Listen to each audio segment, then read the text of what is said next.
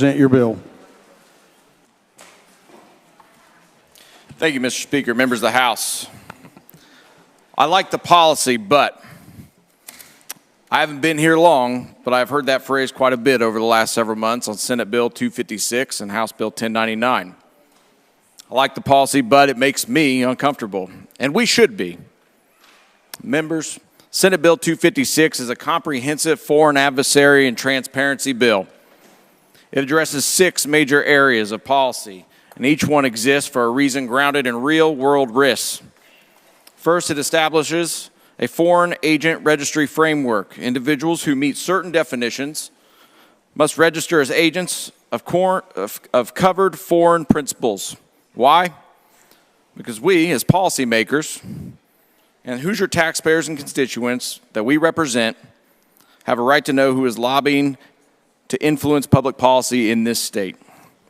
Our adversaries, and corporations controlled by them directly or indirectly, work to influence policy here and across the country.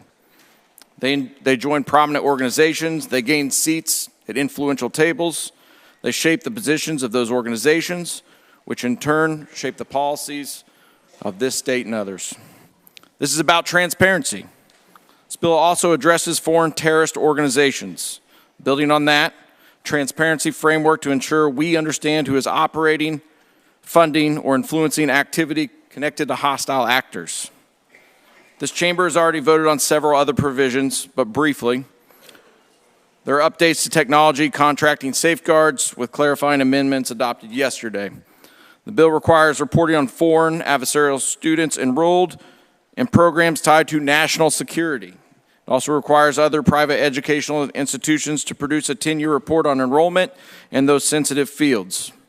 Many smaller universities may not even offer these programs.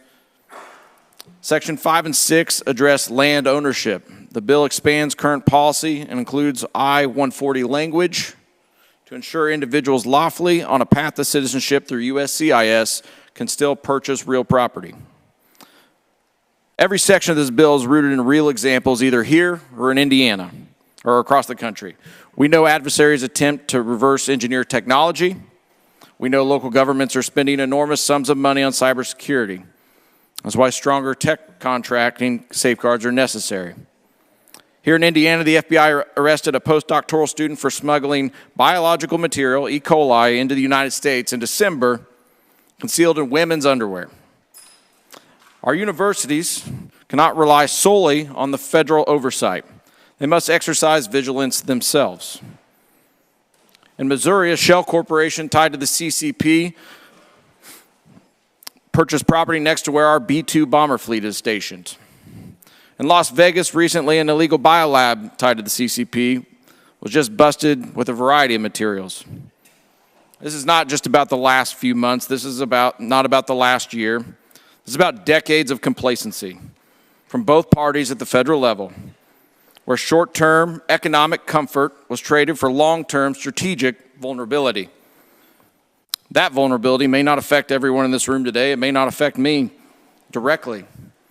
But if we ignore it, there's a very real chance our children and grandchildren will bear the consequences. It's not about targeting people. This is about influence.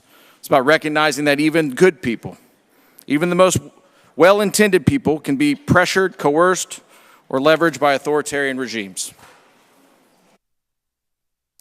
Some will say national security is solely the responsibility of the federal government, and I would strongly push back on that. National security is the responsibility of all of us, individuals, businesses, universities, and state governments alike. Every level of society has a role to play. The first duty of any government is to protect its citizens. Senate Bill 256 helps Indiana do exactly that and positions our state to lead the nation in confronting foreign influence and protecting our state. With that, I ask for your support. Further discussion? Chair sees none.